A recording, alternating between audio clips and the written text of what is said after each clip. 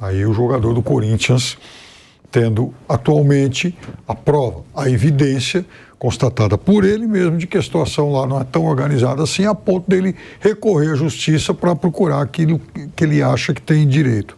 É óbvio que é mais uma disputa, não dá para a gente se posicionar aqui e antecipar e dizer quem é que tem razão, se é o Corinthians ou se é o jogador. Eles que discutam, o problema é deles e eles vão ter que chegar a um acordo em relação a isso. Mas, aí sobre tudo isso que o Vanderlei falou, veja, então o Corinthians daqui a pouco divulga o balanço e esse tipo de pendência é uma pendência que não pode ser contabilizada agora.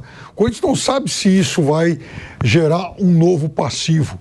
Assim como muita gente que está reclamando de dívidas, de não pagamentos efetuados, que não foram efetuados, essas pessoas vão recorrer aí aos meios legais, mas isso não pode ser, isso não vai ser contabilizado agora, até porque são disputas, há litígios. Litígio você não contabiliza.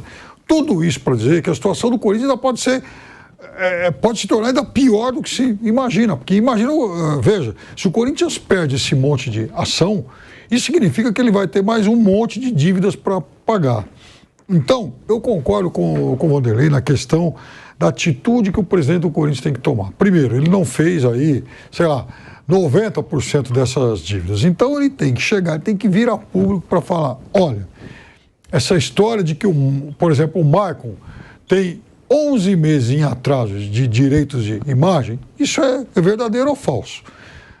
Segundo, o Corinthians, nesses 3 meses, já pagou isso e aquilo. O Corinthians não é um clube caloteiro. O Corinthians tem procurado quitar uma série de dívidas, uma série de passivos.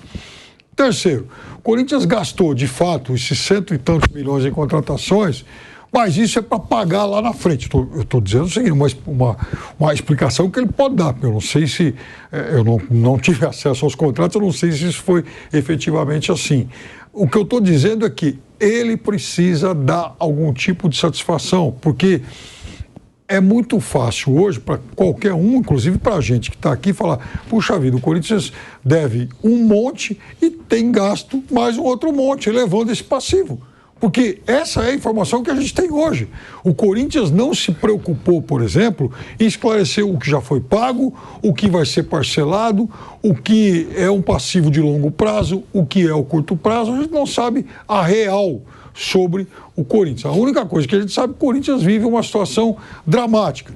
E o Corinthians vive uma situação dramática, gastando muito para terminar em 11º lugar no Campeonato Paulista. Então é outra coisa que não se justifica.